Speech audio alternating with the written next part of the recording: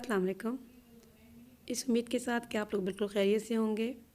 سبات کی ایک نئی ایپیسوڈ کے ساتھ فروا آپ کے ساتھ حاضر ہے۔ کہنا یہ تھا کہ ہم نے دیکھا کہ جو اس کے آفس میں، فرید کے آفس میں جو جس بندے نے فوجری کی تھی وہ کس طرح سے کیس جیت گیا،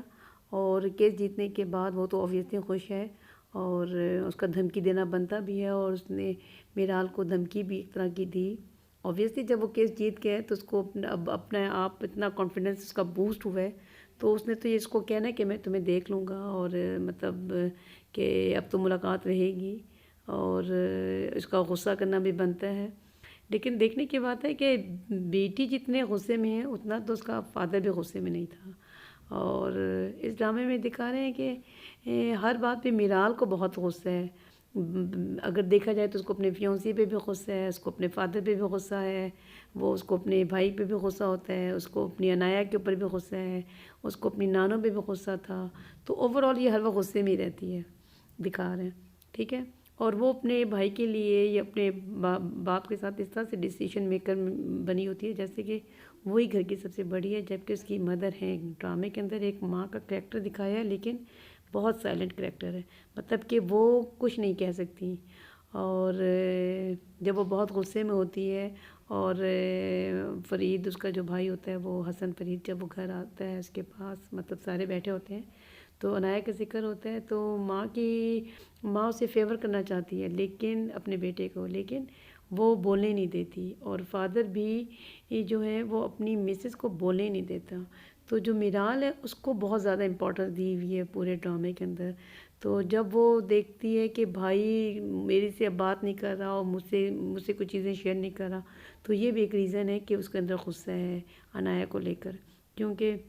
یہ ساری باتیں اس کو نہیں بتائیں اپنی فیلنگز کی، یا اپنی کسی دوستی کی، یا اسکول میں جب یونیورسٹی کے اندر جب اس کے ساتھ جھگڑا بھی ہوتا ہے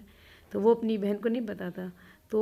پھر ان ساری باتوں کی وجہ سے بھی شاید اس کے اندر غصہ ہے، کیونکہ اس کو عادت ہے کہ مجھے بڑا مانا جائے، اور وہ اس کے لیے ڈیسیشن لیتی ہے، یہ دکھا رہے ہیں۔ اور یہ کہ جو اس آفس میں اس بندے نے اسے کہا ہے کہ اب آپ سے تو ملاقات رہے گی،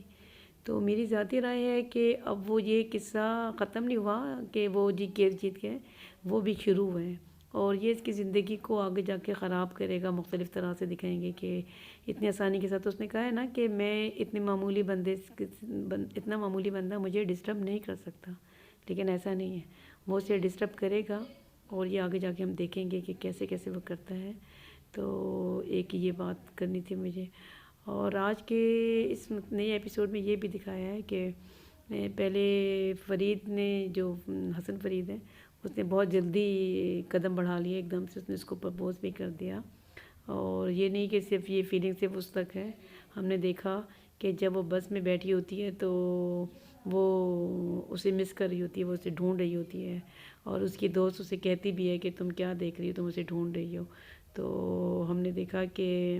اب یہ فیلنگز یک طرفہ نہیں ہے، بلکہ عنایا بھی اسے پسند کرنے لگی ہے۔